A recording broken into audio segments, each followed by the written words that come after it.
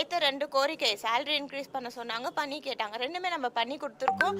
இன்னைக்கு வந்து அவங்க கோரிக்கை வைக்கிறதா வந்து ரிப்பன் மாளிகைக்கு வர்றதா தெரிவித்திருக்காங்க. இன்னும் வரல. வந்த பிறகு வேணும்னா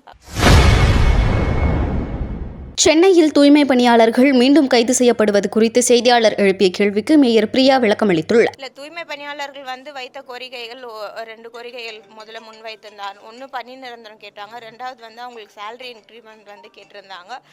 பணி நிரந்தரம் கண்டிப்பாக மாநகராட்சியில் வந்து நம்மளுக்கு இருக்கும் அப்படின்றது தெரிவித்திருக்கோம். என்றைக்குமே மாநகராட்சி கதவுகள் திறந்து வைக்கப்பட்டிருக்கும் அப்படின்றது தெரிவித்திருக்கோம். நிறைய பேர் வந்து பணியில் வந்து சேர்ந்துருக்குறாங்க.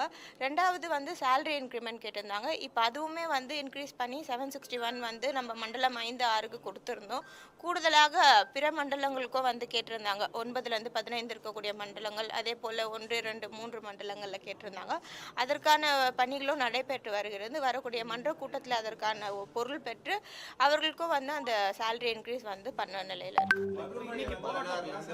இல்லை. அவங்க வைத்த 2 கோரிக்கை சேலரி இன்க்ரீஸ் பண்ண சொன்னாங்க, பண்ணி கேட்டாங்க. 2மே நம்ம பண்ணி கொடுத்துருக்கோம். இன்னைக்கு வந்து அவங்க கோரிக்கை வைக்கிறதா வந்து ரிப்பன் மாளிகைக்கு வர்றதா தெரிவித்திருக்காங்க. இன்னும் வரல. வந்த பிறகு வேணும்னா பார்க்கலாம்.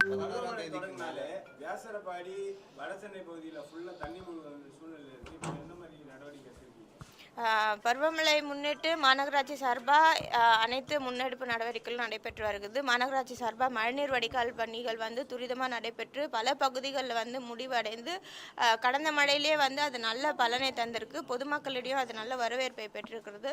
இந்த ஆண்டு கூடுதலாக கவனம் வைத்து பணிகள் வந்து நடைபெற்று வருகிறது. வடசென்னை உட்பட்ட பகுதிகள் செய்திகளை உள்ளது உள்ளபடி தெரிந்து கொள்ள ரெஃப்ளெக்ட் நியூஸை சப்ஸ்கிரைப் பண்ணுங்க.